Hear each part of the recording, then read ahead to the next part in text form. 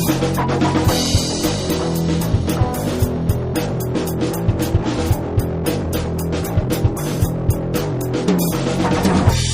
to The Watching Dead, the officially unofficial podcast for The Walking Dead on AMC. I'm Jim. And I'm Aaron. And tonight we're covering Season 2, Episode 11, titled Claimed. This is the instant cast, so we're fresh off of the episode.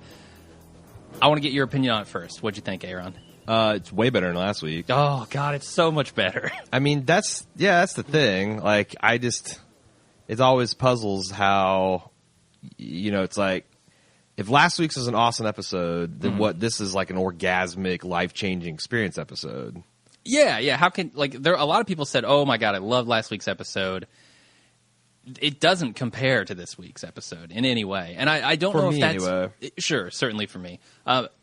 Is that a case of the characters just being better, the actors being better? I don't know. I think I don't know. It just could be that people are wanting different things out of the show and are watching it for different reasons. Sure. I'm watching it for a lot of character development, some of the gore. I really like the zombie gore and the tension that they brought to this episode. It's kind of like, the first Rambo, First Blood, is actually a really good movie. It's a phenomenal movie, yeah. It's got a lot of depth and pathos and subtle characterizations and like a moral ambiguity. And by the time you get to Rambo 3, it's just America, fuck yeah. It's like, I wonder if you went through Rambo 2 and 3 expecting First Blood, would you be, everybody else is like, fuck, Rambo's fucking awesome. It's so cool. And there's the one nerd in the back yeah, but I don't know. I just think it's the stories. Are we that guy?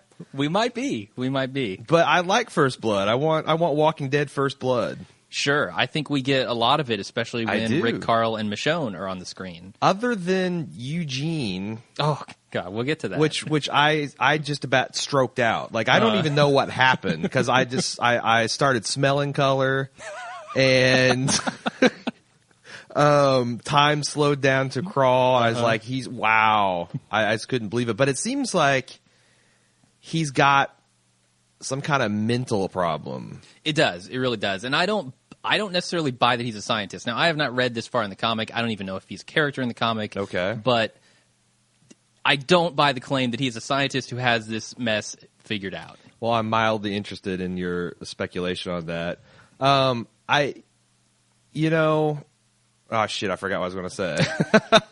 Okay, well, why don't we, let's continue on Eugene. When he shot that truck, not only did he shoot the truck, he was shooting straight in the direction, fully automatic, of all the other people. Yeah. His entire group. He was just spraying and hoping he didn't hit anybody behind the blockers. There's 4 basic firearm rules, and he violated every fucking one of them. Yeah.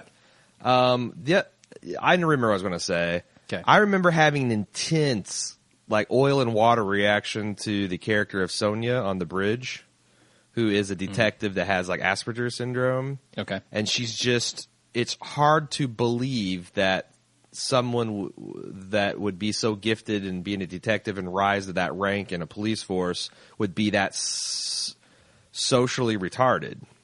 Sure. And I kind of feel the same way about Eugene.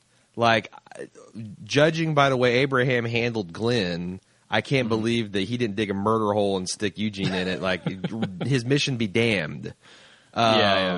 And that's going to be interesting because by the end of the bridge, I had grown to, I guess, accept it. I also think they kind of toned her down from the pilot in the first 2 episodes, or maybe I just got used to it. Yeah. And I'm kind of, I don't know how much my dislike from Eugene was just oh, what a fucking idiot, how much that's the point. So I'm going to try to reserve judgment, but wow, that was a rough patch. For sure. And I was wondering the same thing. Am I supposed to hate this guy at this point?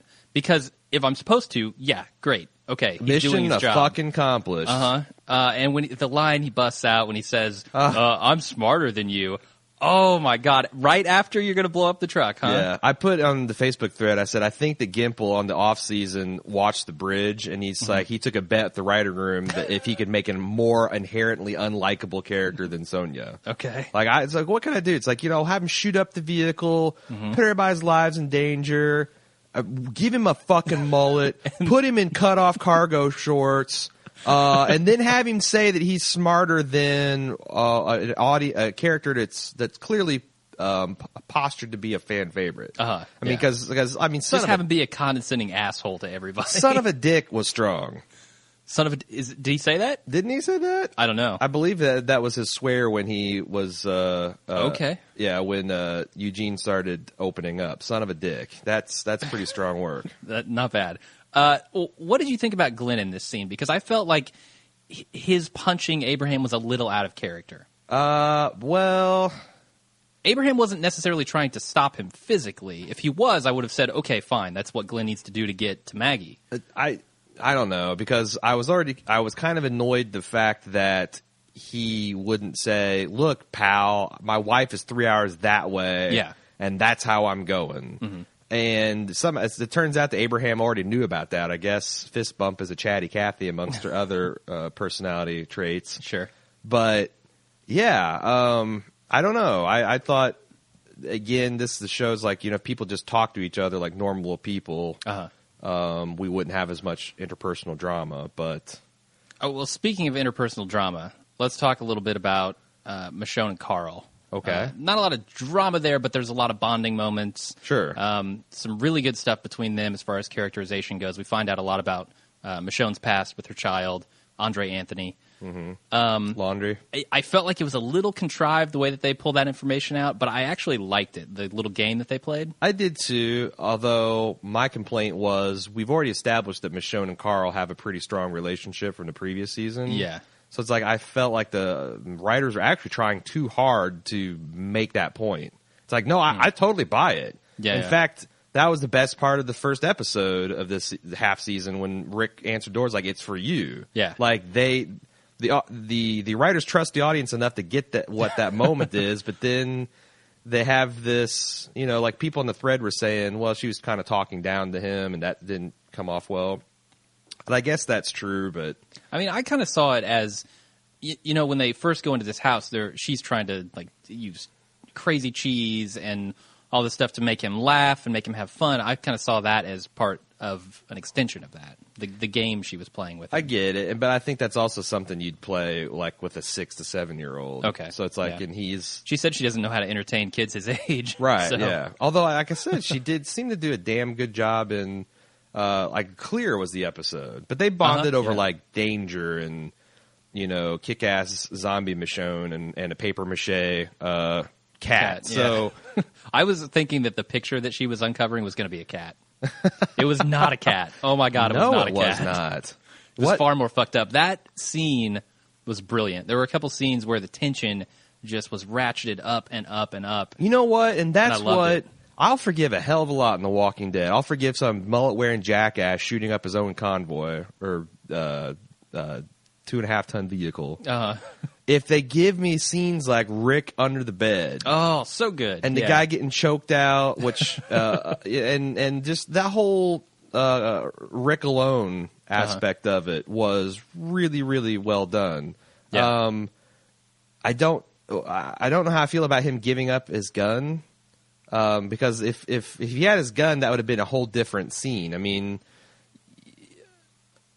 well, I don't know. I mean, he's got a 6-shooter against a bunch of guys with semi-automatic weapons. Yeah. So it's like he might have played it differently, but he might have wound up dead.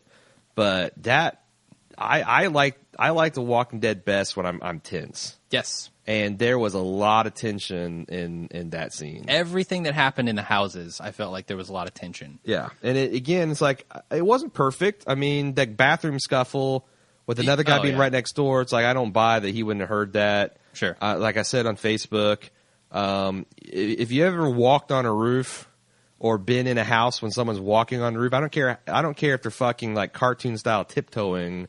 You're going to hear it. Then if they fall off the roof, half rip off the gutter, and slam onto the back porch, that's going to draw some attention. But strongest gutters ever. I mean, but the rest of the rest of the episode is good enough that I'm like, you know what? I'm going to go ahead and suspend my belief and not go into bitchy nitpicking mode because I really liked where they're going with it. Yeah, definitely. So, also, Carl believes that Judith is dead at this point, right? A lot of comments on Facebook are people saying they hate the fact that Judith isn't dead because this is making all of this kind of empty for them. What do you think about that? I like the idea that they have a certain idea of what is going on, but that's not the truth, and we know better. I don't mind knowing better than the characters in the episode. And I thought, okay, because I did a lot of thinking this last week because I'm rereading Game of Thrones from the third book on in preparation for the new season, and I never had finished Feast for Crows and the last one, Dance for Dragons, and George Martin does a hell of a lot of that stuff too, where someone's dead. Or someone thinks someone's dead. Mm-hmm. We know it's not, but the actions of the characters are as if that person had died, and that's fine, right? Like that's the thing. Yeah. So it's, if the characters act in accordance with what they think, I'm fine with that. Yeah, I want to see the drama play out, and that's part of it. Yeah, and I don't know why I don't have as big a problem with that as I do Rick and Carl having their big emotional moment and thinking Judith's dead and she's not. I honestly don't. I can't fully articulate why I don't have a problem with that in Game of Thrones, and I do have a problem with Walking Dead. I want to say it's just because it's not handled as deftly, possibly, or I don't have as much trust that there's some larger point being made here, or they're going to do something interesting. Like Judith isn't going to go off and have an interesting life where Carl and Rick occasionally think about her and what she's doing, and she's doing off something else, and later she's not going to probably come back to the plot and do a dance. I feel like I don't think we're gonna. I feel like there's a clock over her head that's because we talked about this last week. You can't have this baby in the zombie apocalypse. It's not going to work. Mm-hmm. So eventually she's going to die. So I feel like maybe it's staving off the inevitable, and they're just going to try to pump that for as much. Ick factor and like discomfort. But I don't know. I've been thinking a lot about that, and I wonder what other people think as well. Because I know there's a lot of people on the thread saying this would actually be a lot more powerful if Judith was dead, and we didn't know for a fact Judith wasn't dead. I don't wonder. Okay, I could certainly see that point of view too. Also, it also feels kind of cheap. I think the other part is when Judith dies in one episode, and the very next, 2 episodes later, you find out, and not even really a lot of tension. It's just like Tyrese got his back held to the camera for like 3 beats longer than he normally would, and he turns around, baby. Yeah. So maybe if they'd like played that out for a whole half season, where us as the audience were really like, oh my god. I don't know. Could be. I don't know. I felt like the speculation that happened after the end of last season. If they had waited a full 4 or 5 episodes to do that, we all would have been kind of like, But maybe we saw that coming. Maybe they shouldn't. Maybe they shouldn't have been so blatant about that. But I don't know. I mean, there's a lot of people talking in Game of Thrones where they did something similar with the Stark kids. Okay. They're like, this is bullshit. We know this isn't going to happen the way this is going down. So come on. So maybe it is just how it's handled and how much space, and there's a way you can really thread the needle and do it right. I don't know. All right.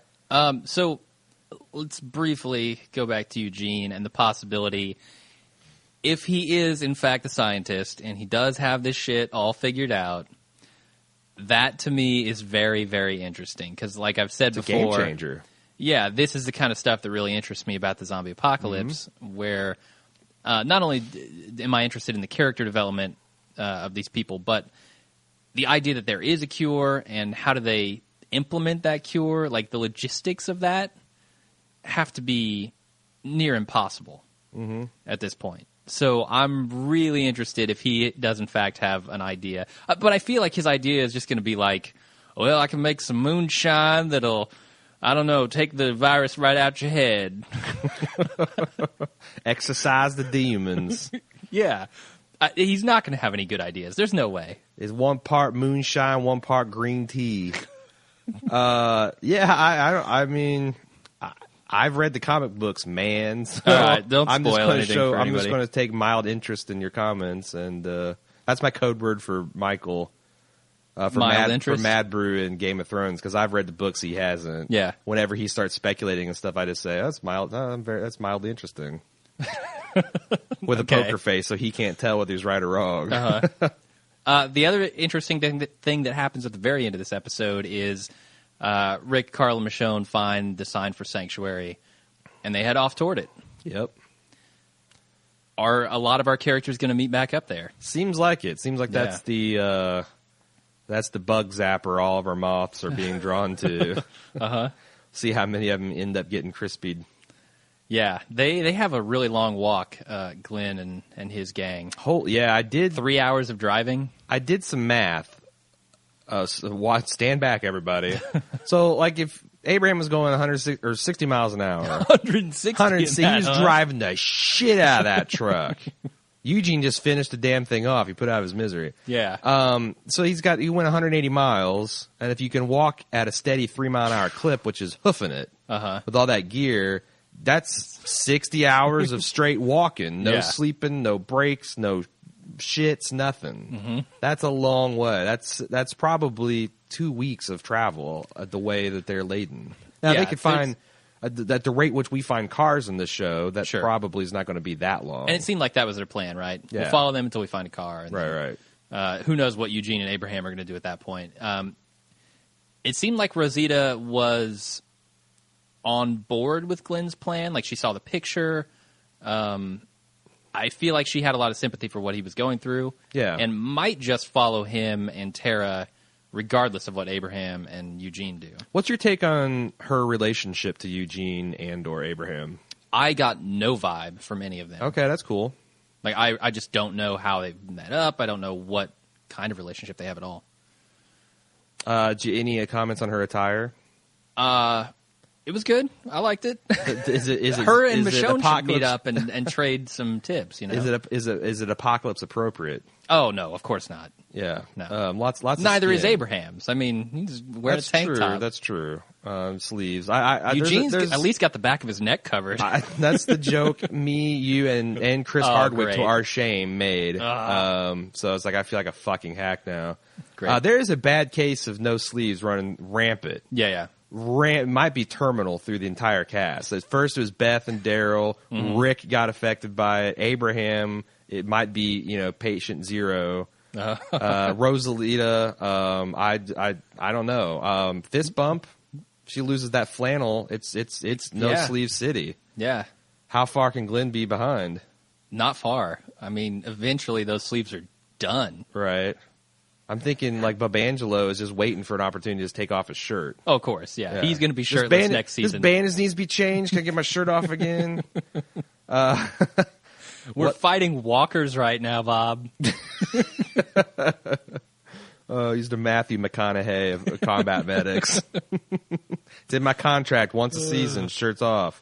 What else we got to talk about? I think we covered it pretty well until we can go really in depth. It's a relief because I was nervous.